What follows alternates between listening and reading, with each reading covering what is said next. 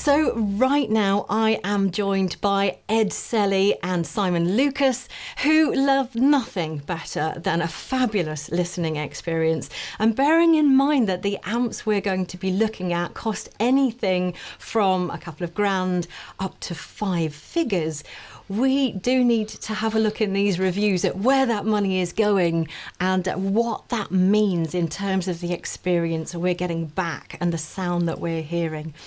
So thank you both for coming along. Ed, can I ask you to kick off, please? What have you been putting through its paces? Is it called a Michi X3? Yes, this is a slightly complicated one because Michi is not a brand in itself. Michi is the premium labelling for Rotel. And it's not the first time that they've used Michi either. There was some Michi components back in the 90s, but it's been rejuvenated. And there are new Michi models which sit on top of the more expensive Rotel devices. The X3 is the smallest and the cheapest of these products, but all things are relative here. This is neither a small nor a cheap amplifier. Essentially, what you get is an enormous Class AB integrated amplifier. It's 350 watts into 4 ohms, I think 200 into 8. So there aren't many speakers that it's not going to drive very satisfactorily indeed. But then that's been combined with a selection of analog inputs. So there's line inputs, there's a balanced input, there's a phono stage, and then supporting that are a selection of digital inputs. So the methodology of this amplifier has changed slightly. It's a significant sum of money. It was £4,500 when I reviewed it, and the nature of things is that it could possibly have gone up since then. But you can attach as many pieces of source equipment as you realistically like to it, but it doesn't need premium source equipment. You can make use of relatively simple sort of streaming head units and so on and so forth to complete the system, or simply just attach a laptop over USB if you really want to go route one on this. And then Rotel has stepped away from how they normally make products, which is to put every button you can think of and then a few more physically onto the front panel of the product. Michi steps away from that. It has a gloss black front panel, which is the hardest thing in the world to photograph, with a very large and clear display. It's a menu-driven interface. It's clean. It's modern. I say it's clean unless you've got a child, in which case it's covered in fingerprints, but it's otherwise normally clean. It's modern. It's a joy to use, and it is beautifully made. And it also comes with one of the nicest remote controls you can buy at any price, which from Rotel is unheard of, because otherwise Rotel haven't changed the remotes they've been supplying since 1994.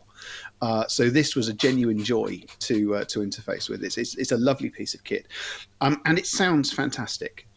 If you like what Rotel does, a big, confident sound, plenty of low-end extension, but it's not artificial at any stage. It just builds on that with bells on, basically. You keen-eyed readers of the site will notice that the sound advice review was done by my colleague Andrew Everard. I have reviewed the Michi in another capacity. He quite likes the phono stage. I'm with the means by which you directly attach a turntable. I'm not so convinced at the asking price that it's a great phono stage, but honestly that's about the limit of my criticisms of the product. It's extremely well made, it's a joy to live with, and it sounds fabulous. And even though it's quite a lot of money, you don't necessarily need to be spending out a significant proportion again on source equipment for it. So the budget that you might apply to this system, it's not going to be, it could well end up being almost 50% of your electronics costs, and still end up with a very balanced and logical system that comes out the other end of it.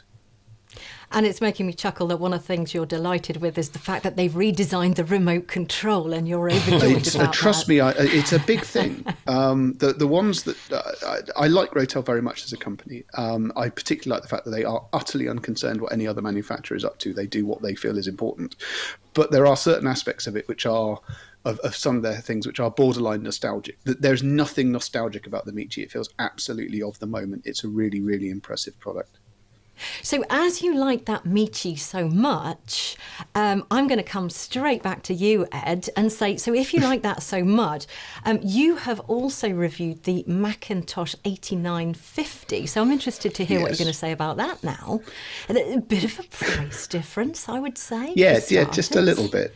The Macintosh is yours for £12,450, which isn't much if you say it quickly. Wow. I mean, let's be honest, this is a tremendous amount of money. And the other thing is, it's one of those things which fundamentally divides opinion. You'll either be entirely on board with how the Macintosh looks, or you wouldn't want it anywhere near anywhere you lived. The thing is that people say it's a retro look. It's not. Macintosh products have always looked like this. They haven't changed. It's just everyone else has changed around them. The other thing I would say is that it is, bizarrely, you can see lots of controls and dials, and the display seems incongruous. I will say, and I do mean this, it's one of the easiest products to use because you can see at a glance what it's doing at any given time. So there is a method to how it looks, but if you like, that's secondary to why it's expensive. In the review, I have covered the Macintosh uses a piece of equipment called an autoformer. There is neither the time nor the interest to go into exactly what that is. But the long and the short of it is you can connect anything short of 2 lengths of wet rope to this amplifier and it will drive them, and it will drive them entirely consistently.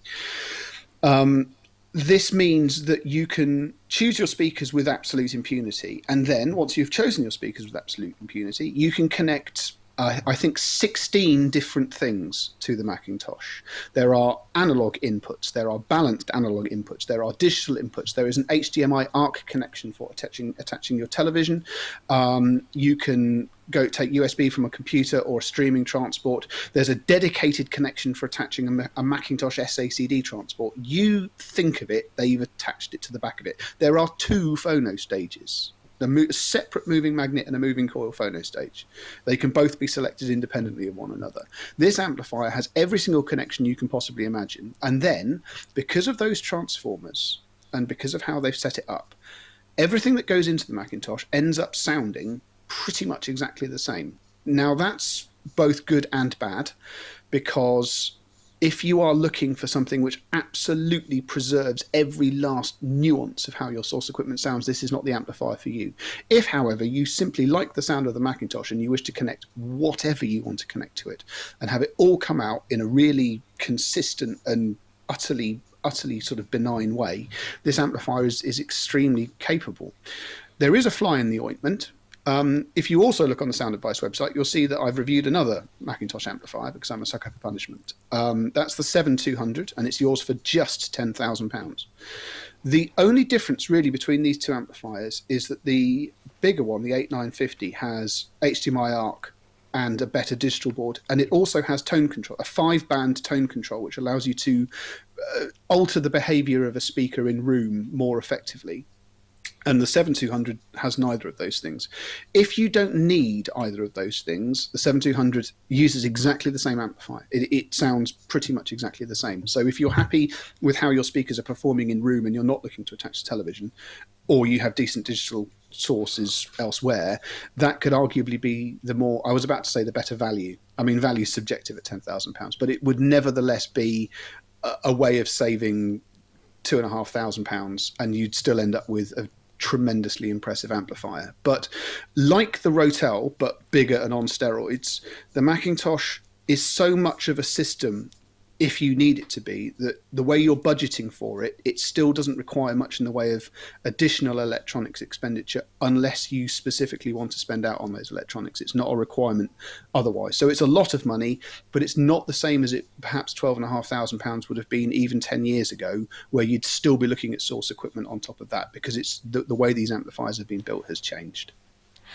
Ed, thank you very much. Now, of course, in the interests of health and safety, I do have to point out that we at Sound Advice don't recommend you attach 2 pieces of wet rope to any of your electronic devices No, that's fair. in the house. However, we got the gist of what you were trying to say, and I am glad that you are utterly delighted with all the Macintoshes that you have tried out.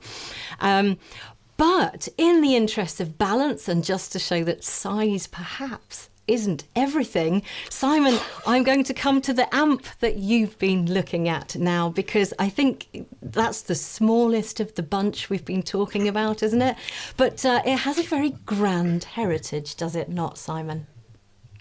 No, that's right. This is the Cyrus i9-XR that we're discussing. After Ed's flights of fancy, we're going to bring this back vaguely into the real world and talk about an amplifier that's yours for £3,295. Cyrus was creating lifestyle equipment before lifestyle equipment was even a thing. Basically, they have a sort of a half-size casework. It's half the width of the majority of separates, and they have been putting components of all types into casework this small for the thick end of 40 years now. And the i9-XR is their most recent integrated amplifier. And I have to say, I have some issues with this amplifier, but none of them concern the way it sounds. I love the Cyrus sound. I've always enjoyed it, and this is just like an Uber Cyrus. Really, it's very fast, it's very lean, it's very detailed, it's very maneuverable, and it's absolutely faithful to the source equipment that you put in. A lot of people like bass, yeah, and I think at first acquaintance, a Cyrus amplifier can sound like it's short of bass, but it's not. There is as much body and as much substance there as there is in the music that it's playing, but it's just so rapid and so well controlled that it can, on first acquaintance, sound insubstantial. But it isn't. It is what Cyrus deals in is realism, and that's why I like the sound of this amplifier so much. It's exceptional, I think, for the money. So you're saying it's not like that overblown kind of bass, maybe a more precise representation of what was on the original recording. It's realistic is what it is. It doesn't, I've heard other amplifiers at this sort of money, and they put you in mind of a Vauxhall Nova driving past with an excitable young man at the wheel. But no, this is a realistic sound. This is fidelity. And as a consequence, it makes everything sound the way it ought. And even though this is a tiny device, relatively speaking, certainly compared to the Macintosh stuff that Ed's been enjoying, it still has support for 9 devices, a record player, 4 analog sources, 4 digital sources, 5 actually if you count the USB. And this is where this is where I just start to struggle a little bit with this product, because you can see on the back of there, this is a half-width product. There is binding for 2 pairs of speakers. There is a total of 9 inputs, digital and analog. As an MC bus, so you can join other Cyrus equipment to it and use a common remote control. There's pre-outs for a recording device. There's where you keep your mains power, of course. And so with incredible and almost noble disregard for logic, Cyrus has decided that they ought to put the headphone socket on the back as well. If you've connected 9 sources to this, and maybe a Cyrus power supply, and maybe you've connected a recording device to it as well, then it's going to be pretty busy around the back of there. So having to search around there to make a connection for your headphones as well it's not the most elegant solution I've ever encountered. Yeah, so that means either a dedicated pair of headphones that you never unplug and take anywhere else, or some kind of plug-in socket that you bring around to the front of the device. Or a light for a strap light. Well, if you want to go like delving round at the back of the thing in nests of cables, that's absolutely your choice, Simon. Quite a business-looking... It's my job, is what it is. A business-like looking beast, isn't it? When you compare it to the sort of romanticism of the Macintosh, perhaps. It's a very plain, business-like looking component.